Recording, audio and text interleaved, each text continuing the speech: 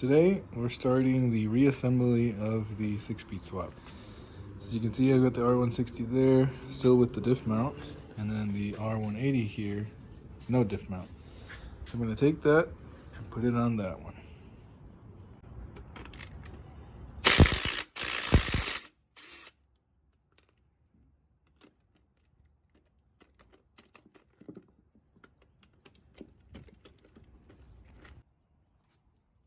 So this one didn't want to go in, so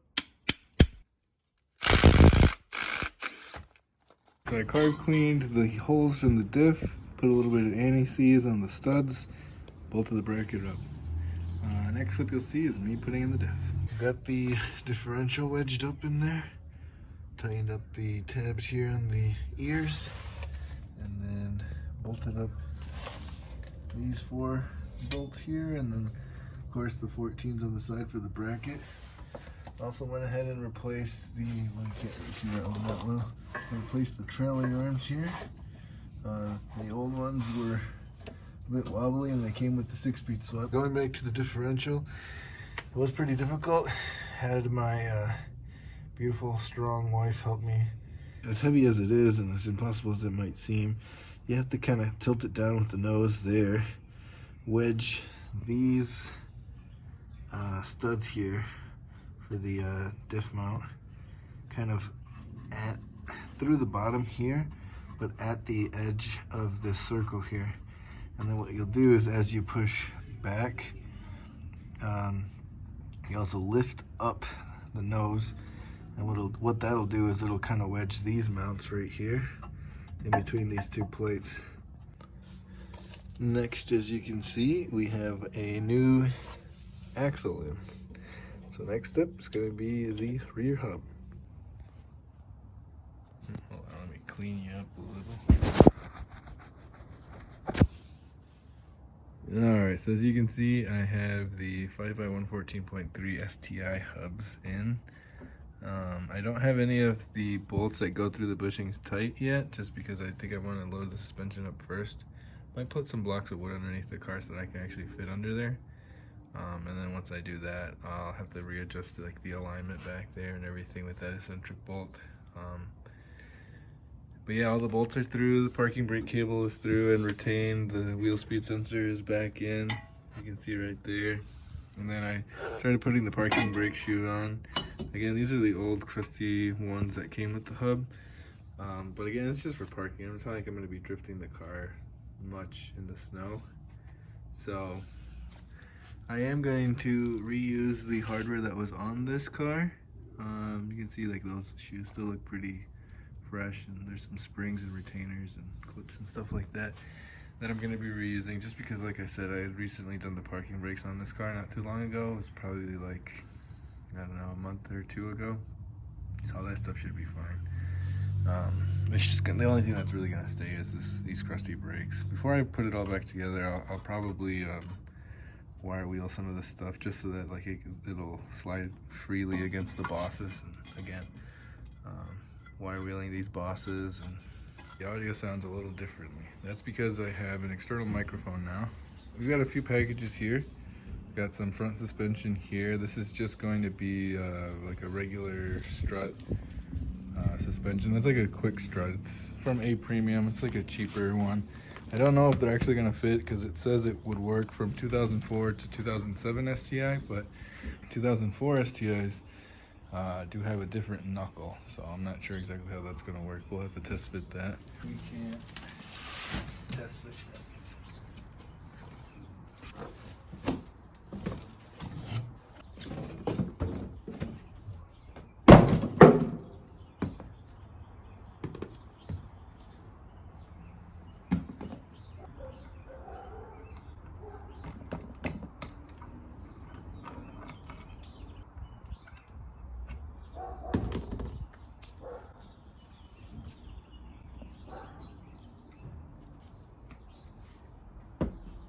Moment of truth. Oh yeah. Yeah.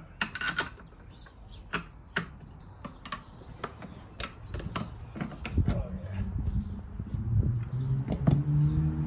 You have it. So as you can see there, the spacing is correct for the 2005-2007 STI knuckles. The other thing I have are the replacement bushings for the 6-speed. So first things first, we're gonna take off a few of the switches on this. So I've got the 5-speed on its side here, just so that it's easier for both me and you to see. There are a couple of switches. These switches are the reverse and neutral switches. If you follow these go into a plug, a 4-pin plug that goes on to the top of the transmission here. This cable here, which drapes over the side, is for the rear O2 sensor. It'll plug in right here, and then it'll feed up towards the front of the transmission in the engine bay. I can take these switches and install them into the 6-speed, and then I don't have to hack up the 6-speed harness. There we go. So I can't separate the DCCD without a oh lord, gotta unclip these first. Like I was saying,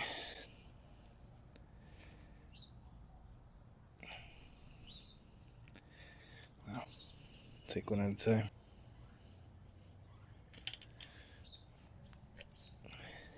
Goes further forward in the transmission. Again, just like the other one, copper crush washer. Just take those off with open-ended wrench.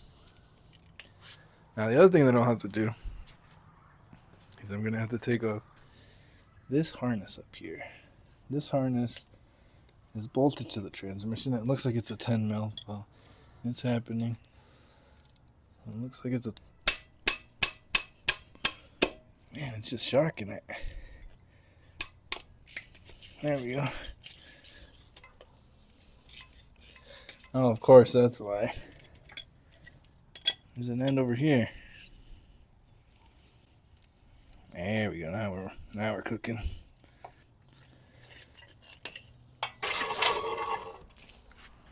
Looks like we have two switches here, or the converter. It's like an adapter harness. You know, or there we go. But it shouldn't matter.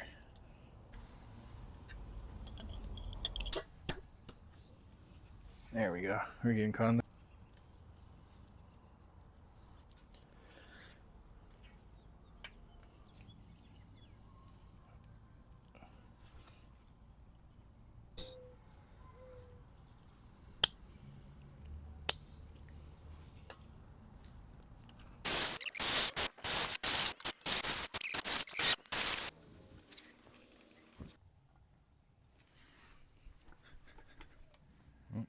Shot a load.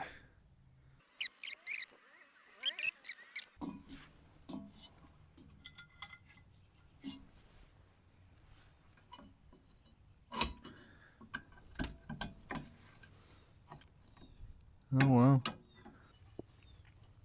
There we go.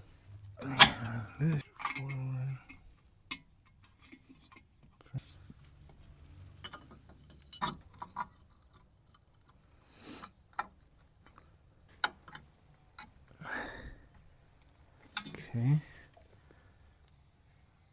Did I just get that on by fucking hand? There you go. Well, I hope you saw that, but somehow I was able to get that on by hand. As ridiculous as that may fucking seem. To the left of the...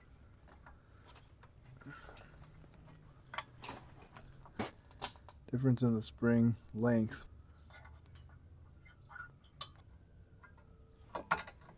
If we have any issues with it, then I'm not getting too bound up. Now let's push this back. Cut. Riding with it. There we go. Put that there. Get it caught.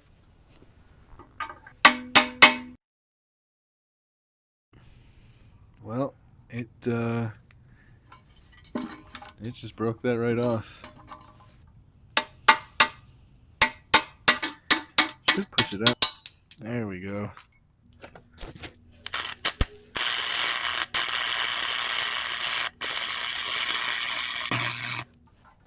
As annoying as this is, it sure beats the hell out of drilling out fucking metal.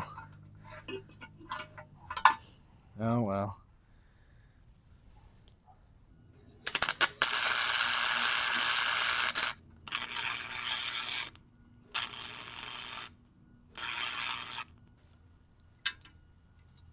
Oh, I think it is. Well, just broke off again.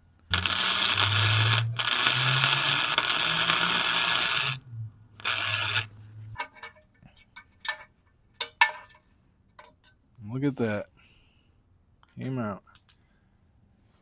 Some solid welds. Once we adjusted the wire speed, set it back to high. Not bad.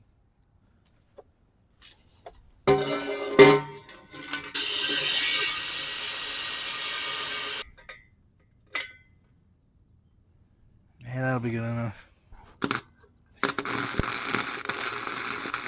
Yeah, I'll start down here.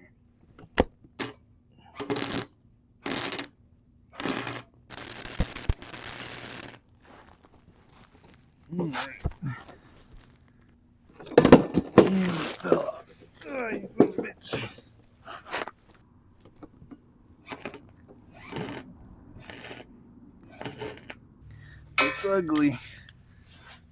It's hideous. But I think it'll match the rest of the car. You won't be able to see every single little thing that I'm going to do. However, that should get you close enough to the point where you kind of will understand what's going on. About to put the steering knuckle in. I don't know quite yet if I want to get the axle in first or if that can go in afterwards. I think I want to get it started either way. Roughly in the neighborhood. Is that close enough? Oh yeah. Look at that. There we go.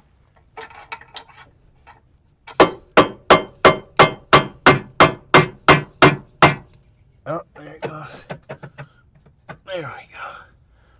Oh, there we go.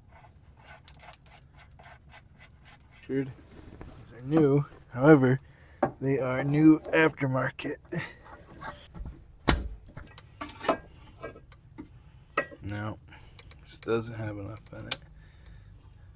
Okay, well, that sucks, but what are you gonna do? So unfortunately, I was wrong. Well, I guess I was correct the first time in stating that you have to put the axle in through first if you're gonna assemble it the way that I'm assembling it. Get the axle in here.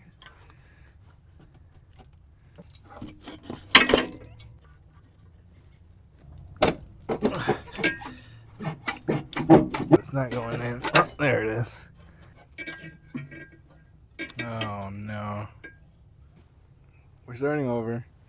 We got the axle in, but of course we weren't supposed to get any of this in first. We were supposed to push this arm all the way down. The bushing is doing something, so we'll leave it alone. Yeah, this sucks. I'd undo it again, but the good news is, now that arm's out of the way, I should be able to get this in.